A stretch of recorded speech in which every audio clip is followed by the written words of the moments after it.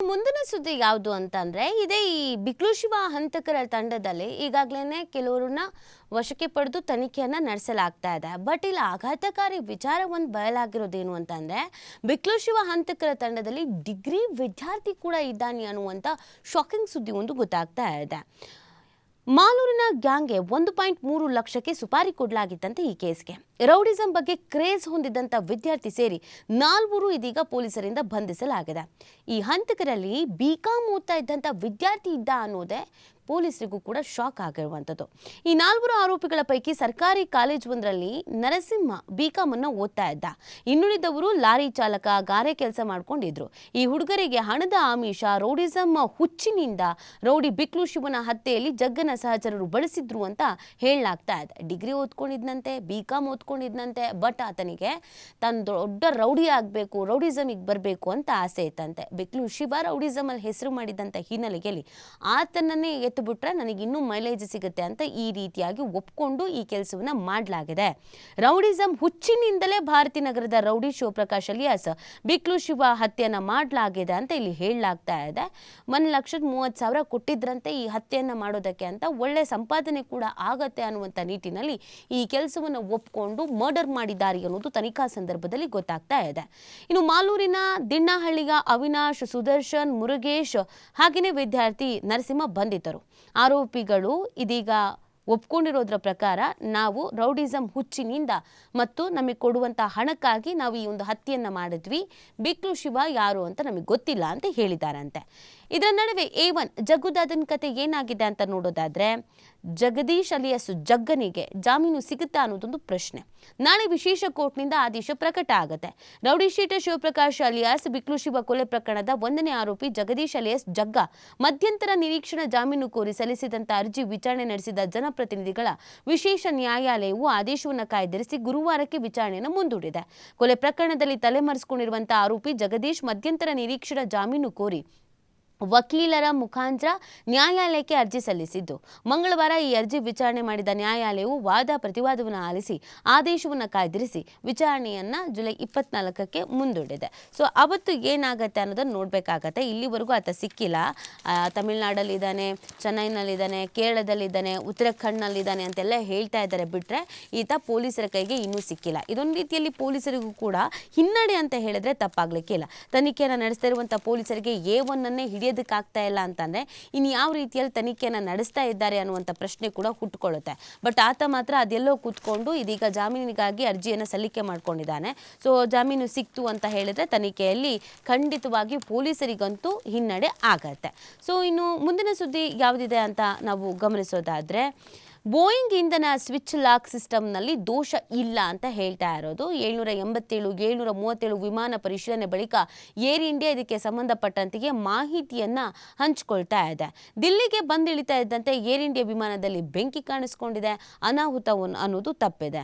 ನೋಡಿ, ತನ್ನ ಒಡೆತನದ ಯಾವುದೇ ಬೋಯಿಂಗ್ 787 ಮತ್ತು 737 ಮಾದರಿಯ ವಿಮಾನಗಳಲ್ಲಿ ಇಂಧನ ನಿಯಂತ್ರಣ ಮಾಡುವ ಸ್ವಿಚ್ ವ್ಯವಸ್ಥೆಯಲ್ಲಿ ಯಾವುದೇ ಲೋಪದೋಷ ಕಂಡು ಬಂದಿಲ್ಲ ಅಂತ ಏರ್ ಇಂಡಿಯಾ ಸ್ಪಷ್ಟನೆಯನ್ನು ಪಡಿಸ್ತಾ ಇರೋದು. ಅದ್ಯಾಕೋ ಗೊತ್ತಿಲ್ಲ, ಏರ್ ಇಂಡಿಯಾ ಇತ್ತೀಚೆಗೆ ಸಾಕಷ್ಟು ರೀತಿಯಾದಂತಹ ಸಮಸ್ಯೆಯನ್ನು ಎದುರಿಸ್ತಾ ಇದೆ. ಬೆಂಕಿ ಕಾಣಿಸ್ಕೊಳ್ತಾ ಇರೋದು ಅಥವಾ ತಾಂತ್ರಿಕ ದೋಷ ಅಂತ ಹೇಳ್ತಾ ಇರೋದು, ಇಂಜಿನ್ ನಲ್ಲಿ ಸಮಸ್ಯೆ ಅಂತ ಹೇಳ್ತಾ ಇರೋದು, ಈ ತರದ ಸಮಸ್ಯೆಗಳು ಕಾಣಿಸ್ಕೊಳ್ತಾ ಇದೆ.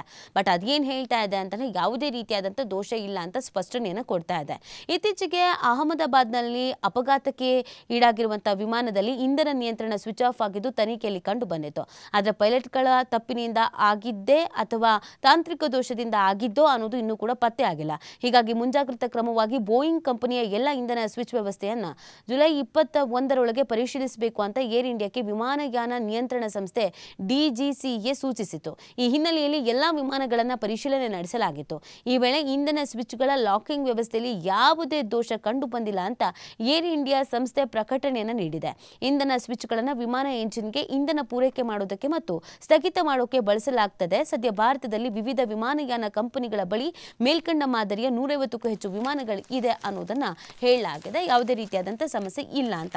ಬಟ್ ಹೀಗೆ ಯಾವುದೇ ರೀತಿಯಾದಂಥ ಸಮಸ್ಯೆ ಇಲ್ಲ ಅಂತ ಹೇಳಿ ವಾಪಸ್ ಬರ್ತಾ ಇದ್ದ ಹಾಗೇನೆ ಹಾಂಗ್ಕಾಂಗ್ನಿಂದ ಆಗಮಿಸಿದಂಥ ಏರ್ ಇಂಡಿಯಾ ವಿಮಾನದಲ್ಲಿ ಅಂತಾರಾಷ್ಟ್ರೀಯ ವಿಮಾನ ನಿಲ್ದಾಣದಲ್ಲಿ ಸಣ್ಣ ಅಗ್ನಿ ಅವಘಡಕ್ಕೆ ತುತ್ತಾಗಿದೆ. ಅದೃಷ್ಟವಶಾತ್ ಘಟನೆಯಲ್ಲಿ ವಿಮಾನಕ್ಕಾಗಲಿ ಪ್ರಯಾಣಿಕರಿಗಾಗಲಿ ಯಾವುದೇ ತೊಂದರೆ ಆಗಿಲ್ಲ. ವಿಮಾನ ಬಂದಿಳಿತಿದ್ದಂತೆ ಅದರ ಆಕ್ಸಿಲರಿ ಪವರ್ ಯೂನಿಟ್ನಲ್ಲಿ ಬೆಂಕಿ ಕಾಣಿಸಿಕೊಂಡಿದೆ. ಅಗ್ನಿ ಅವಘಡ ಹಿನ್ನೆಲೆಯಲ್ಲಿ ವಿಮಾನಕ್ಕೆ ವಿದ್ಯುತ್ ಪೂರೈಕೆ ಸ್ವಯಂ ಸ್ಥಗಿತಗೊಂಡಿದೆ. ಬಳಿಕ ಎಲ್ಲ ಪ್ರಯಾಣಿಕರನ್ನ ವಿಮಾನದ ಸಿಬ್ಬಂದಿ ಕೆಳಗಿಳಿಸಿ ಕಳಿಸಿದ್ದಾರೆ. ಈ ಕುರಿತು ಏರ್ ಇಂಡಿಯಾ ತನಿಖೆಗೆ ಆದೇಶಿಸಿದೆ. ಆಕ್ಸಿಲರಿ ಪವರ್ ಯೂನಿಟ್ ಎನ್ನುವುದು ಗ್ಯಾಸ್ ಟರ್ಬೈನ್ ಎಂಜಿನ್ ಆಗಿದ್ದು ವಿಮಾನದ ಮುಖ್ಯ ಎಂಜಿನ್ಗೂ ಮುನ್ನವೇ ಚಾಲನೆಗೊಂಡಿರುತ್ತದೆ. ಇದು ವಿಮಾನದ ಬ್ಯಾಕಪ್ ವಿದ್ಯುತ್ ಪೂರೈಕೆ ಘಟಕವಾಗಿಯೂ ಕೂಡ ಕಾರ್ಯನಿರ್ವಹಿಸುತ್ತದೆ. ಸೊ ಅದು ಯಾಕಾಯಿತು ಏನಾಯಿತು ಅನ್ನೋದನ್ನು ಇದೀಗ ತನಿಖೆಗೆ ವಹಿಸಲಾಗಿದೆ. ಇನ್ನು ಮುಂದಿನ ಸುದ್ದಿ ಯಾವುದಿದೆ ಅಂತ ನಾವು ಗಮನಿಸೋದಾದರೆ, ಉಪರಾಷ್ಟ್ರಪತಿ ಹುದ್ದೆ ರೇಸ್ನಲ್ಲಿ ನಿತೀಶ್ ಮತ್ತು ತರೂರ್ ಹಾಗೆಯೇ ಹರಿವಂಶ್ ಇದ್ದಾರೆ. ಧನಕರ್ ದಿಢೀರ್ ರಾಜೀನಾಮೆಯ ಬೆನ್ನಲ್ಲೇ ಭಾರಿ ಊಹಾಪೋಹಗಳು ಗೆದ್ದಿದೆ. ಯಾರಪ್ಪ ಮುಂದಿನ ಉಪರಾಷ್ಟ್ರಪತಿ ಆಗ್ತಾರೆ ಅಂತ. ರೇಸ್ನಲ್ಲಿ ಇದೀಗ ಅನೇಕರ ಹೆಸರು ಕೂಡ ಕೇಳಿ ಬರ್ತಾ ಇದೆ.